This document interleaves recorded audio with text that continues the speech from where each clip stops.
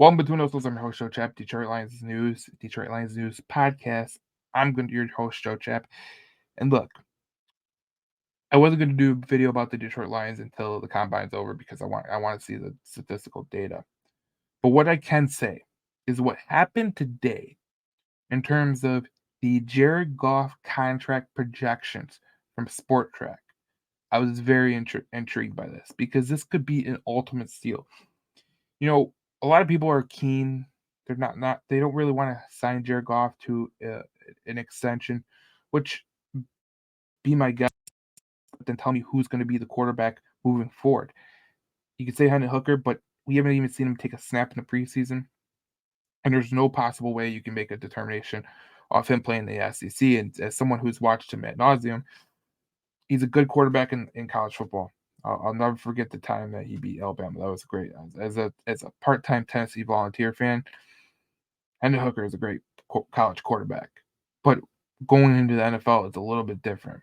And you got a good quarterback in Jared Goff who took you to an NFC Championship game. He made all the throws. He didn't make the mistakes in the NFC Championship game. His wide receivers did. And I know a lot of people are going to sit here and they're going to say, "Well, we're looking for Patrick Mahomes." Well, I'm here to tell you, 31 other teams are looking for Patrick Mahomes or Josh Allen. There's 30 teams that are going to be looking for that type of guy. So if you got a guy who is a top 10 quarterback, you're easily in the running to win a Super Bowl. Now, the only issues that comes with Jared Goff is the history of a quarterback going to a Super Bowl and never making it back. That is the history that some of these people, if you're one of those people, this is a little bit of history that you do have. You do have this point, and it's a valid point because it hasn't happened yet. It's a quarterback that's gone to Super Bowl and lost, doesn't usually make it back, hasn't made it back. I think Joe Burrow can fix that, but we'll see. But I want to get these contract projections because these are very interesting. So before we do that, let's look at Jared Goff this year. So he was eighth in touchdowns. I think this was in the middle of the year, I believe. I'm not sure. Yeah, it might have been the middle of the year, but Jared Goff was absolutely phenomenal all year long. This was in the middle of the year, and he played pretty effing well going down the stretch. Um, and this was with offensive issues where time in the pocket wasn't a thing. Pressures was 10th most in the NFL at that point. Drop percentage was second worst in the NFL, and it reared its ugly head against San Francisco in the NFC Championship game. But when you look at all this, it's statistical data historically. When we were going through a season, and I was like, okay, this guy is pretty good. He's doing a damn good job. You wait to the NFC Championship game, so you're asking, what does this contract look like, and what does this contract detail? So let's get to that because I think it's very intriguing. So Track projects a 4-year, $180 million extension for Lions quarterback Jared Goff, including nearly $150 million of practical guarantee through 2027. The full breakdown. And if you go to the full breakdown, it says Goff has answered every bell since joining the Lions and now enters an expiring contract year set to earn 26.6 against a $31.6 million cap hit. It's not a foregone conclusion, it's a foregone conclusion that Detroit will extend Goff this offseason, but now it remains highly likely. We tacked on 4 years, $180 million new money to his contract, combining for a total of 5 years, $205.5 million. While we're only allocating 86.5 guaranteed at signing, a little escrow relief for a front office that might have 4 large extensions to process this spring, which would be Sewell, St. Brown, and more. From a practical standpoint, we locked in 146.5 of this contract, 71%.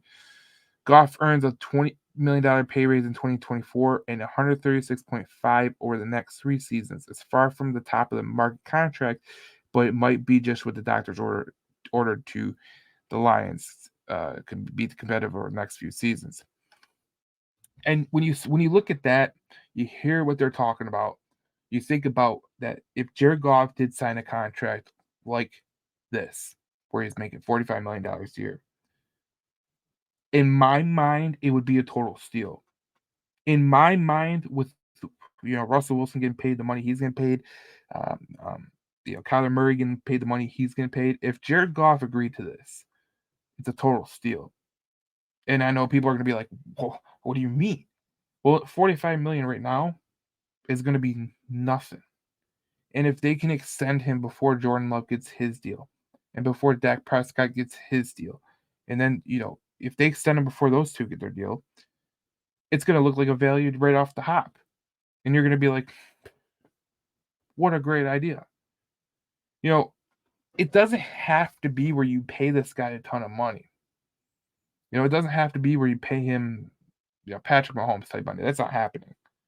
What you're looking to give him is a near market offer where it's good enough, and say, look, Jared, we know that you need an offensive line to be good. And I think Jared Goff will agree to that. And I think if I'm Jared Goff, I'm like, yeah, let's go. Let's make this work. I want to win. If would I be shocked if it's 50 million? No. Would I be shocked if it's over 53? I would be shocked. But you never know what could happen in the next couple weeks, in terms of Jordan Love getting the contract extension, or I know Dak Prescott's asking for $60 million. I don't know about you, but if we got Jared Goff for 45 million and Dak Prescott was a $60 million quarterback because of the salary cap going up, that's a total win. And I think the Detroit Lions, I think Brad Holmes knows what he has in Jared Goff and what Jared Goff is truly capable of. And I think that if this sport track projection is indeed true, it's a great thing for the Detroit Lions. It's a great thing for this team because they could actually build around this quarterback and keep a lot of the players here. I know it doesn't seem like much, but that $5 million that they're saving, which I thought it was going to be $50 million at least, saving that $5 million, and if you stagger the contract where it's not going to hamper you in the middle, like year threes, I think Sport Track projected to be 64 million. So I would just kind of go with the flat, 45 million the whole way. Maybe front loaded the first 2 years. That would be ideal. But we'll see what happens. Obviously, we know that Brett Holmes has some work to do. We know that there's decisions to be made in free agency with contract extensions. So this is going to be an interesting time. So if you're new to the channel, subscribe. A lot of Detroit Lions content coming. There's mock off season that's coming pretty soon. We're going to do draft prospects as we go closer to draft.